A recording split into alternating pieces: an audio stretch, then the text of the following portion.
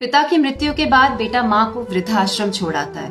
कभी हफ्तों में महीनों में माँ से मिलने जाता रहता है। एक दिन आश्रम से फोन आता है कि आपकी माँ की तबीयत बहुत खराब है, शायद उनका आखिरी समय आ गया है, आप उनसे मिलने आ जाओ। बेटा पहुंचता है माँ के पास, बैठता है, माँ का हाथ पकड़ता है और पूछता है कि माँ तुझे किसी चीज की जरूरत है, तेरे लिए कुछ लेकर आऊं? तो माँ मुस्कुराकर कहती है कि नहीं बेटा, मुझे किसी चीज की जरूरत नहीं।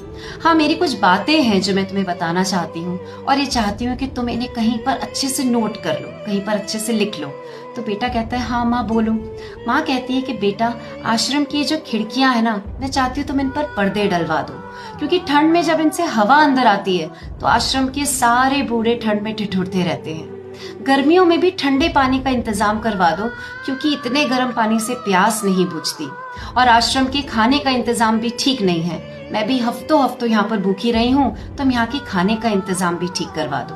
अब ये सारी बातें सुनकर बेटे को बड़ा आश्चर्य होता है, तो माँ से पूछता है कि माँ, मैं तो हफ्तों में महीनों में तुझसे मिलने आता रहा हूँ, तूने पहले तो कभी मुझे ये सारी बातें नहीं बोली। तो माँ बड़े प्यार से मुस्कुराकर कहती है कि बेटा, मैं तो यहाँ रहते रहते सर्दी, गर्मी, प्यास, भूख ये सब झेलना सीख गई थी, लेकिन जब आगे तेरी औलाद तुझे यहाँ छोड़ के जाएगी तो तू ये सब बर्दाश्त नहीं कर पाएगा, क्योंकि मैंने तुझे बहुत लाड प्यार से पाला है। दोस्तों, हमारी जिंदगी में जो कर्म होते हैं ना, ये कभी भी सीधे सीधे नहीं चलते, ये गोल पहिए की तरह ऐसे चलते हैं। जहां से निकलते हैं ना, वही लौट कर आते हैं। जिंदगी का एक ही नियम है, जिंदगी कहती है तुम्हारे जो मन में आए तुम करो, तुम्हारा जो जी चाहे तुम करो, बस भुगतने के लिए तैयार रहो।